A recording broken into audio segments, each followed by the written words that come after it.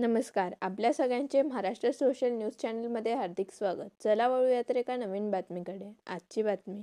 धुळे तालुक्यातील उडाणे व गौताणे गावालगतच्या एक्सप्रेस कॅनलच्या दुरुस्तीच्या मागणीसाठी माजी कृषी सभापती संग्राम पाटील आणि ग्रामस्थांनी जिल्हाधिकारी कार्यालय परिसरात सामूहिक आत्मदहनाचा प्रयत्न केला.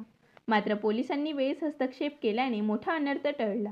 कॅनलची दुरावस्था, तुटलेली संरक्षण भिंत, रस्ता व पुलामुळे शेतकरी आणि नागरिकांना मोठा त्रास सहन करावा लागत असून वारंवार मागणी करूनही प्रशासनाने दखल घेतली नसल्याचा आरोप आंदोलकांनी केला आहे. तालुक्यातील गोताणे व उडाणे गावातून जो जाणारा एक्सप्रेस कॅनल आहे, हा कॅनल गोताणे व उडाणे गावामध्ये दोघं ठिकाणी फुटलेला आहे आणि परिणामी गोताणे गावामध्ये फुटलेल्या कॅनलमधून नागरी वस्तीमध्ये ते पाणी शिरतं आणि तिथं देखील त्या नागरिकांना प्रचंड त्रासाला सामोरं जावं लागतं आहे.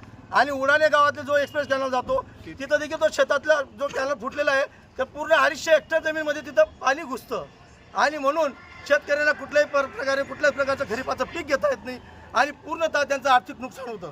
या संदर्भात मी पाटबंधारे विभागाला वेळोवेळी निवेदन दिलेलं आहे, अधिकाऱ्यांशी चर्चा केलेली आहे, पण मात्र जाणीवपूर्वक त्या पाटबंधारे विभागाच्या अधिकाऱ्यांनी दुर्लक्ष केलेलं आहे. आणि म्हणून या नागरिक जे गोताणे गावातील नागरिक असतील, उडाणे गावातील शेतकरी असतील, यांच्यावर अनेक वर्षापासून अन्याय होत आहे आणि म्हणून या अन्यायाला वाचा फोडण्यासाठी मी आज आत्मदान करण्याचा प्रयत्न केला होता आणि माझा जीव घेत जरी गेला तरी मग बेहतर आहे.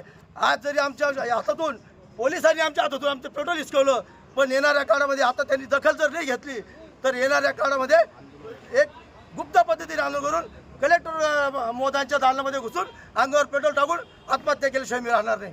जर या संदर्भात मी प्रशासनाचा, जिल्हा प्रशासनाचा या संदर्भात मी जाहीर निषेध करतो आणि म्हणून मी हे जे संबंधित अधिकारी आहेत यांच्यावर देखील शासनाने कारवाई करावी अशी मी शासनाकडे मागणी करत आहे. बातमी आवडल्यास चॅनलला लाईक व सबस्क्राईब करा व दररोज अशा नवनवीन बातम्या पाहण्यासाठी चॅनलला फॉलो करा. धन्यवाद.